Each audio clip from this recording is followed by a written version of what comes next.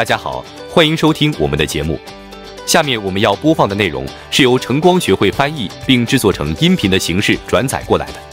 我们要特别声明，这个音频的版权归原所有者所有。让我们一起聆听这份精彩的内容吧。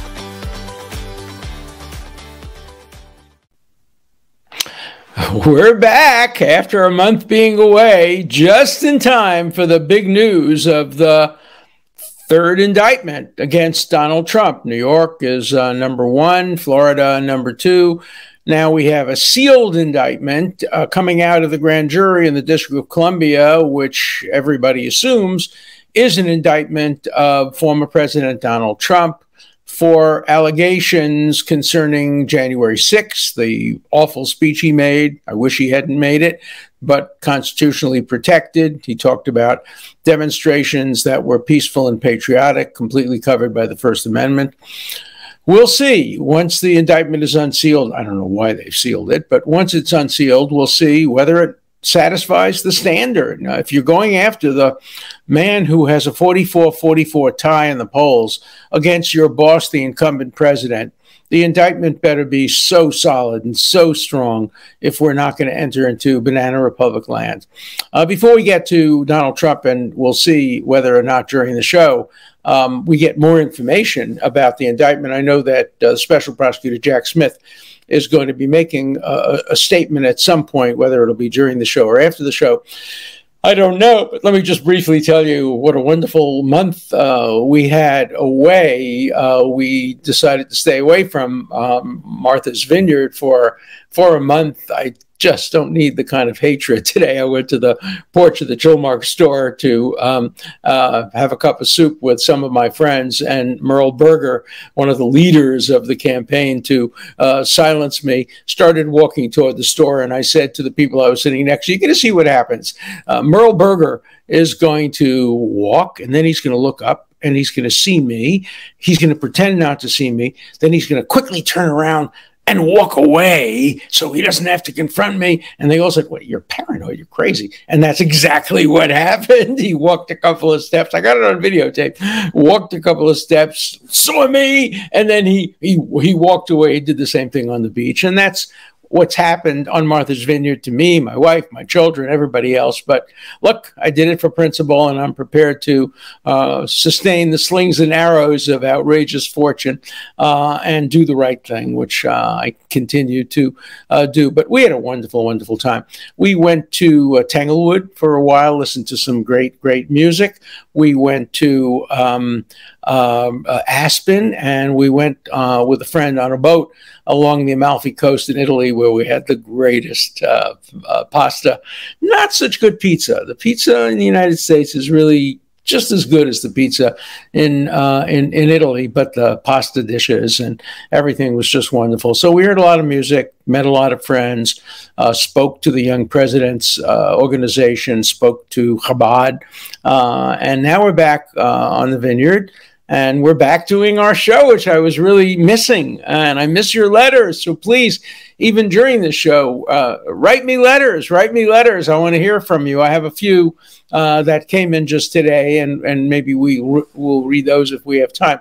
But I do want to spend the rest of the time, obviously, talking about not only this major new development, but also what I had predicted on the show, and I had predicted all through networks and all through what I wrote, that the Hunter Biden plea deal would not be accepted by the judge as written, that it had too many holes in it and too much of a possibility that there was an implicit agreement maybe between the prosecution and the defense that he'd get blanket and total immunity, but they didn't want to say it, so the judge forced them to put their cards on the table. We'll talk about that as well. And we'll talk about what's happening in America, the weaponization of the criminal justice system on both sides, tit for tat.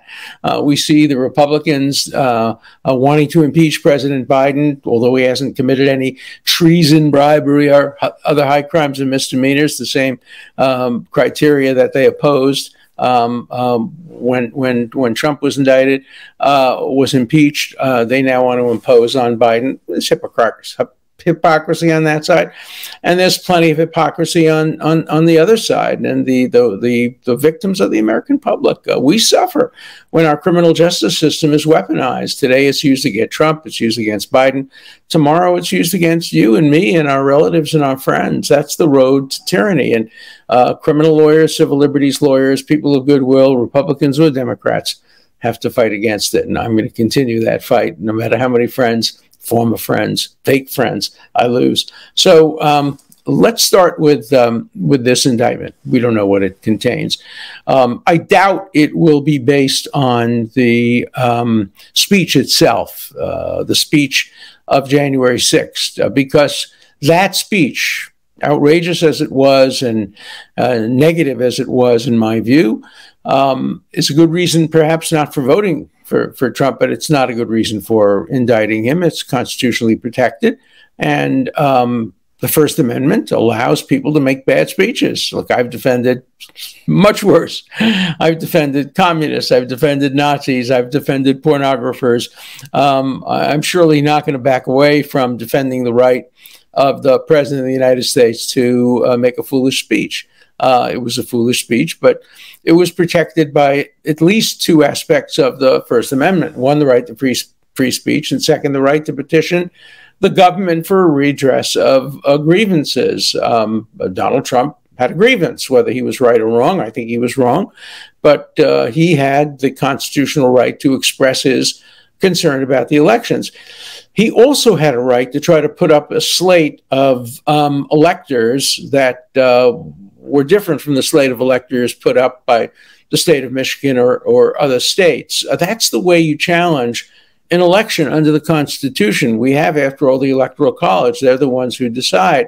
And there's a case out of Hawaii during the 1960 election, which was a very close election. My first election that I voted in, President John Kennedy and future President Richard Nixon ran against each other, and there was a dispute in Hawaii. And the judge basically said, look, the way to resolve these disputes is come up with an alternate slates of electors. I think that's what happened in some of the early contested cases, Tilden Hayes, and other cases as well. And that's an appropriate way of challenging an election. Now, to do it, you have to make sure that it's not fraudulent. You have to honestly believe that you have won the state and your slate of electors is the right one, or that there should be a recount or even a re-election in the state. I was actually advocating a re-election during Bush versus Gore because of the butterfly ballot.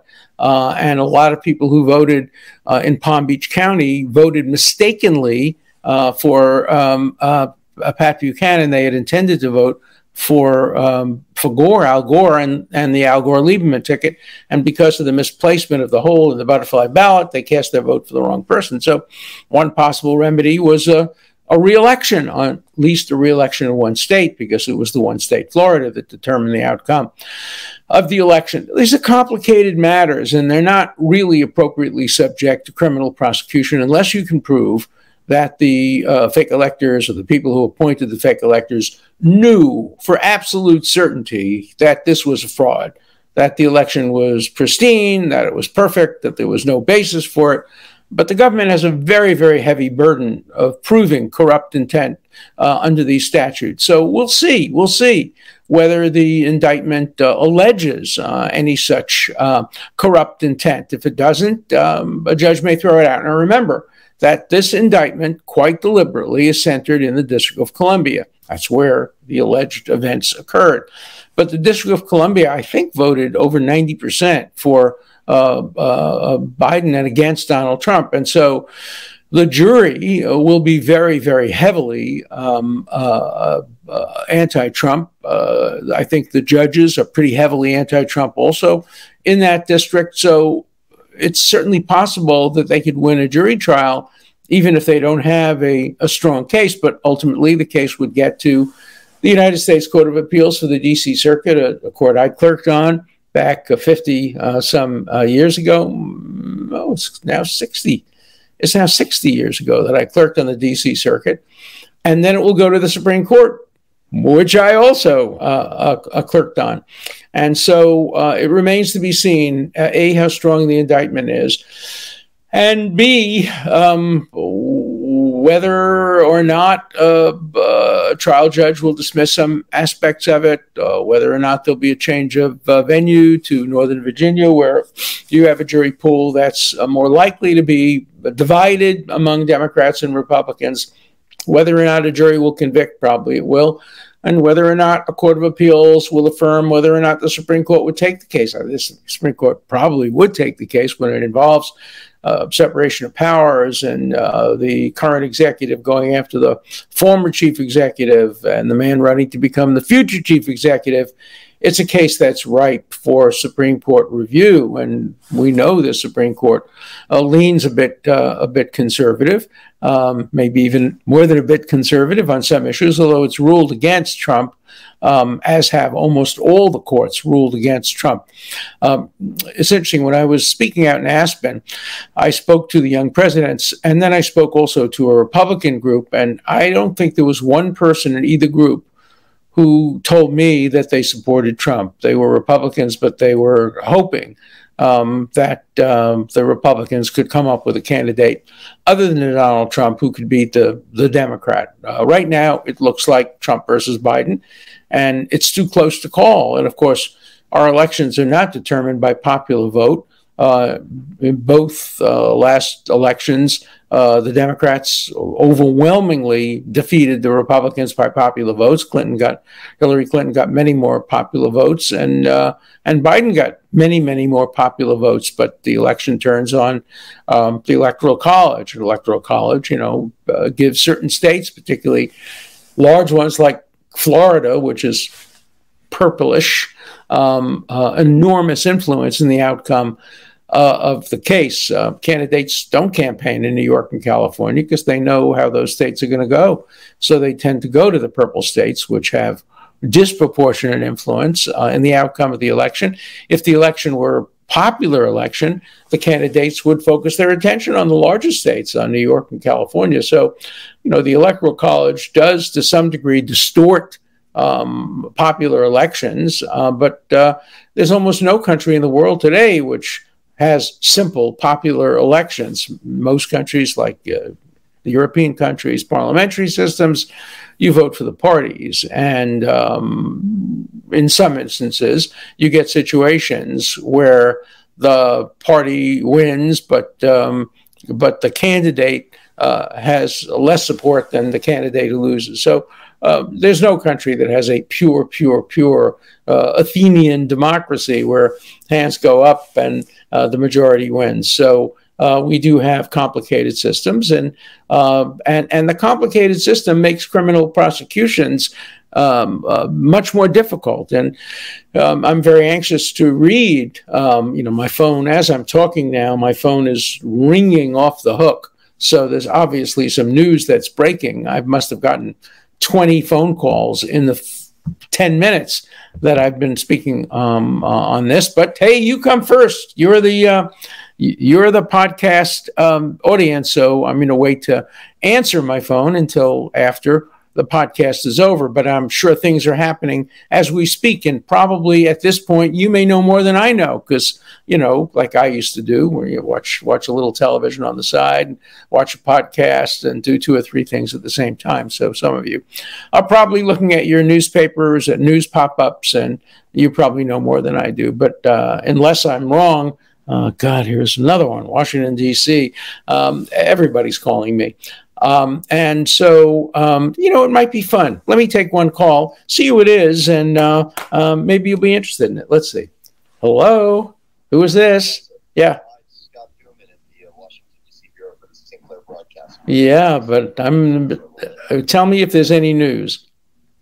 The indictment's been handed down. Has it been unsealed? Yeah, we've got copies of it now. Okay, what does it say? It's been unsealed. What does it say? Well, conspiracy to defraud the United States, conspiracy to obstruct official proceedings. proceeding, Right. obstruction of an attempt to obstruct official proceeding, and conspiracy against rights. Okay, so it's basically the Civil War conspiracy statute, conspiracy against rights, and other conspiracies to defraud the United States and to obstruct justice. Anything more specific than that? No, just reading through it now, but I mean, the subtext that I've looked at so far essentially is the whole trying to subvert the results, overturn them. Yeah, but doesn't it? But it actually requires that there be corrupt intent. It requires the government to prove beyond a reasonable doubt that Trump knew that he had lost the election and was just, that's 45 pages. All right, that's not going to be easy to prove. I'm on my podcast right now, so I can't talk, but at about 6:30 or so we can talk, okay? Thanks.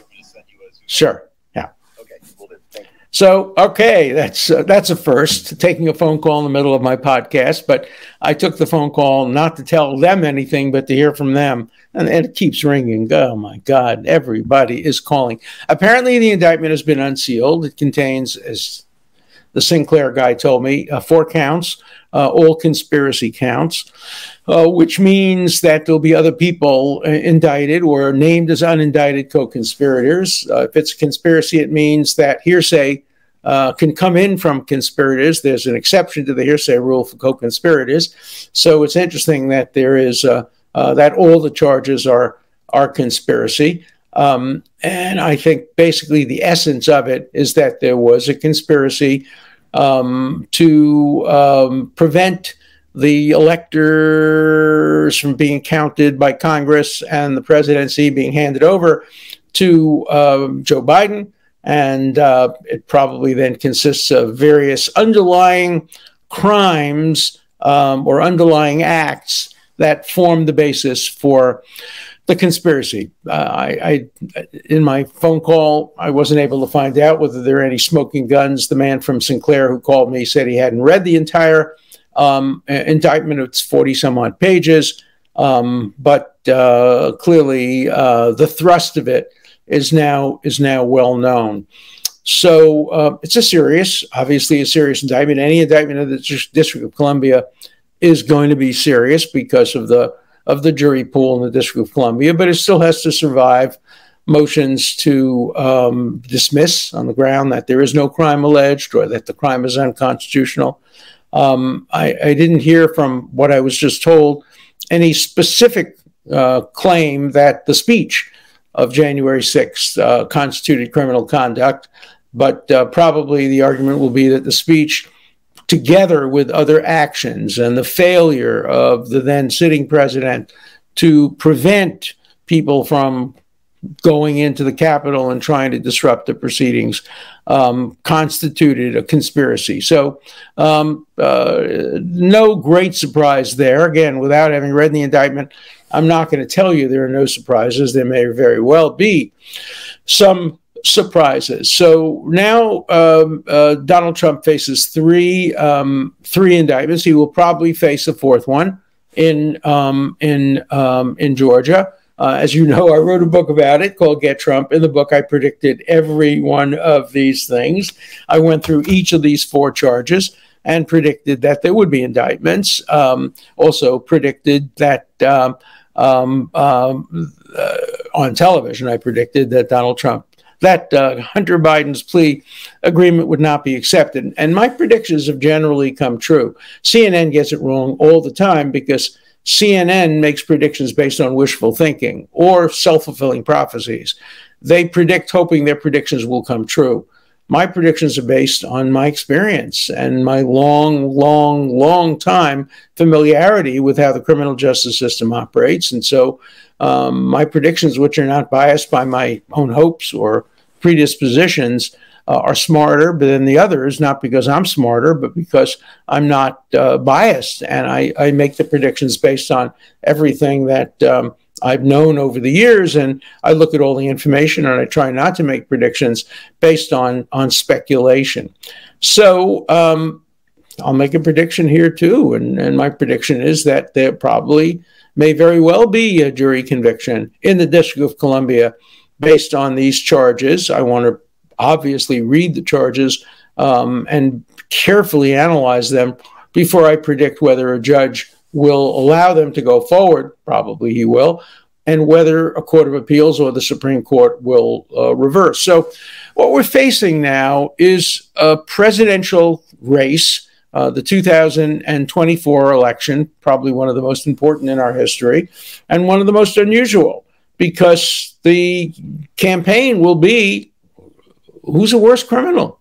Is the, quote, Biden crime family worse than the Trump conspiracy and the Trump, allegations here? And I don't think the American public wants to vote for president based on who's the worst criminal. I think we would much prefer to hear about the economy, about foreign policy, about jobs, about the border, about a range of issues that we deeply care about and that affect our daily lives, rather than a comparison about who's the worst president, who's the worst criminal. But I think that's what we're going to hear. We're going to hear a lot of the campaign with accusations back and forth, and it's going to be the first time in our history. We have a long history, many, many presidential elections, and we've never previously had one where the issue is who's the worst criminal, and where one of the candidates, the candidate who's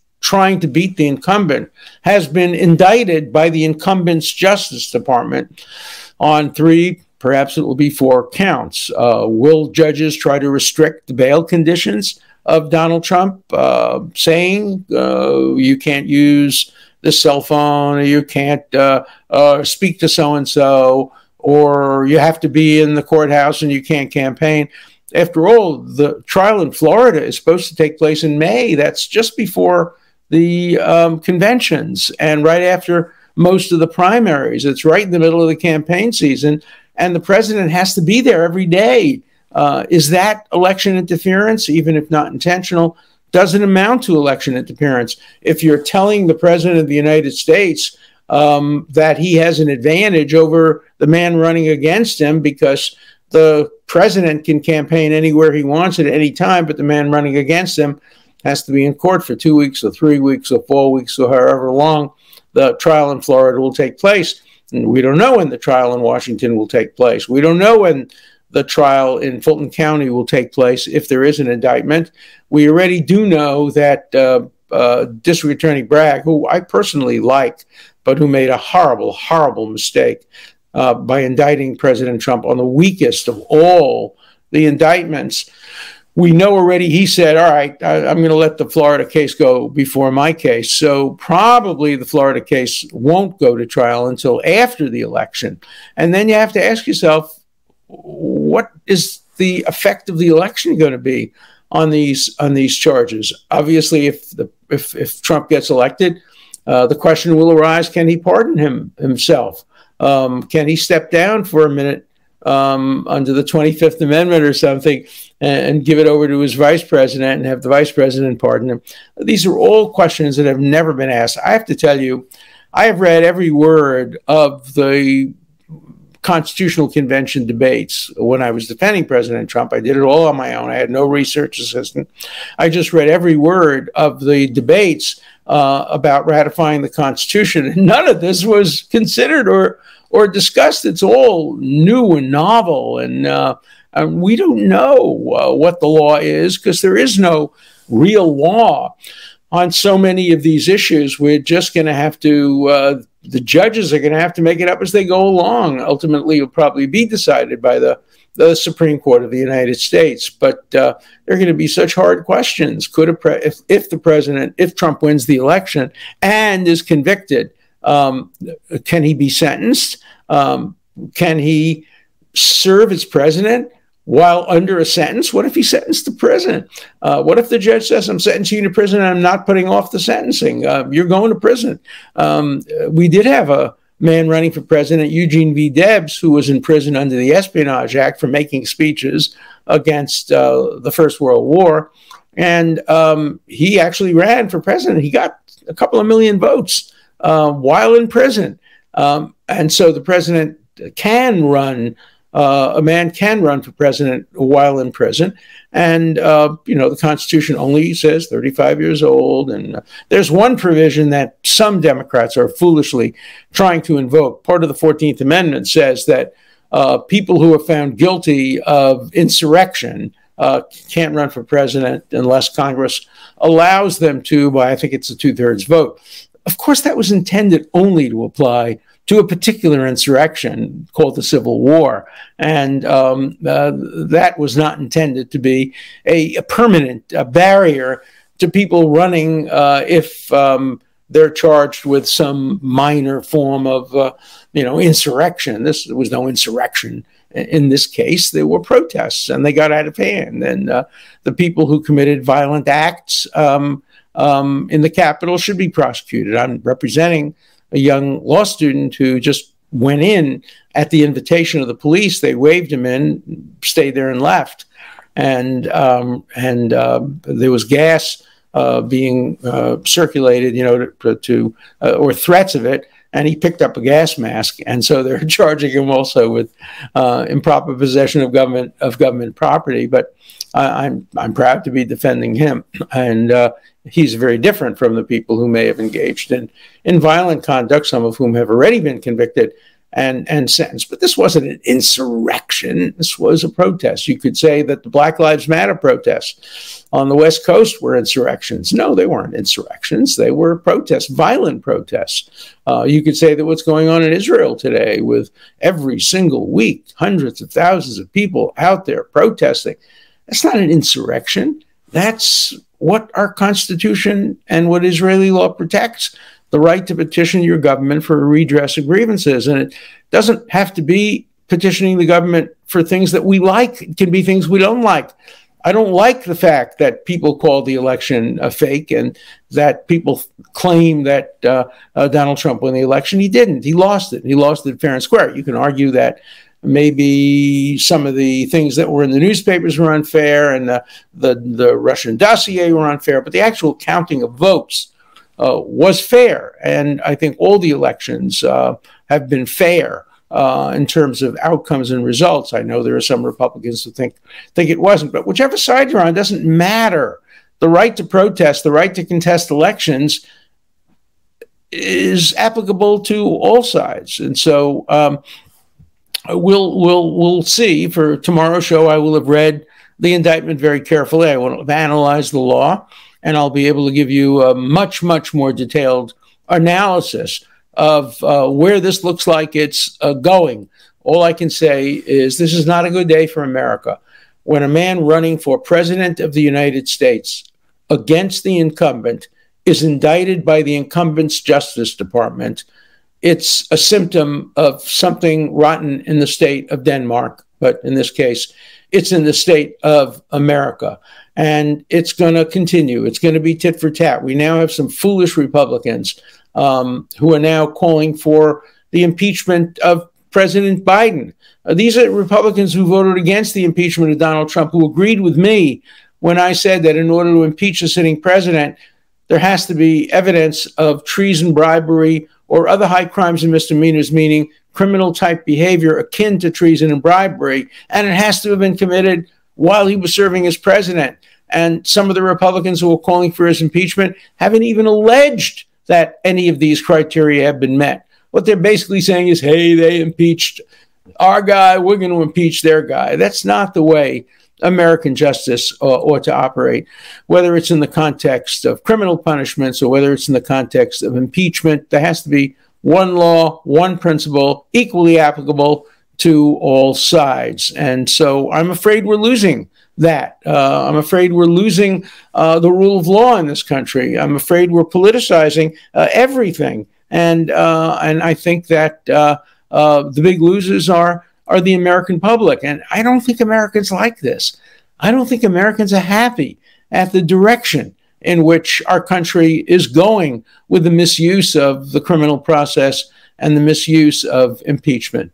So I'm not going to read any letters today. Go back and watch the news. I'll go back and read the indictment and continue tomorrow. This is an issue that will be with us for quite a while, and I'm glad I'm back on the air to give you at least my advice and my considered opinion about the basis for the indictments and where I think it's going. So I'll see you tomorrow. 感谢您一直与我们同行，这里是承光学会，我们以基督的真理为光，搭建保守主义基督教平台，守望美国，祝福中国。让我们一起承光，行在公共领域，将福音传递给更多人。再会，我们下期节目再见。